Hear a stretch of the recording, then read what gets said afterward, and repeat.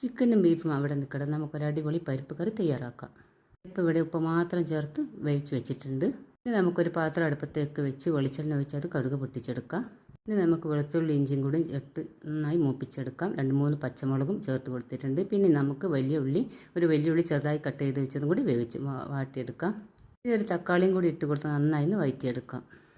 നന്നായി വഴന്നതിന് ശേഷം 1/2 ടീസ്പൂൺ മഞ്ഞൾപ്പൊടിയും ആവശ്യത്തിന് ഉപ്പും 1 ടീസ്പൂൺ മുളക് പൊടിയും 1/2 ടീസ്പൂൺ വലിയ ജീരകത്തിൻ്റെ പൊടിയും 1/2 ടീസ്പൂൺ മല്ലിപ്പൊടിയും 1/4 ടീസ്പൂൺ ഗരം മസാലപ്പൊടിയും ചേർത്ത് കൊടുത്ത് നന്നായി വഴറ്റിയെടുക്കാം. കറിവേപ്പിൻ്റെ ഇലയും കൂടി ഇട്ട് കൊടുക്കാം. ഇനി നമുക്ക് വേവിച്ച് വെച്ച പരിപ്പ് അതിലേക്ക് ഒഴിച്ച് കൊടുക്കാം. കുറച്ച് വെള്ളം കൂടി ഒഴിച്ച് കൊടുക്കാം.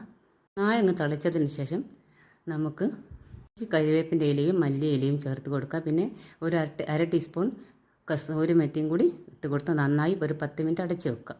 അപ്പോൾ നല്ല ടേസ്റ്റി ആയിട്ടുള്ള പരിപ്പ് കറി ഇവിടെ റെഡി ആയിട്ടുണ്ട്. എല്ലാവരും ട്രൈ ചെയ്ത് നോക്കാം.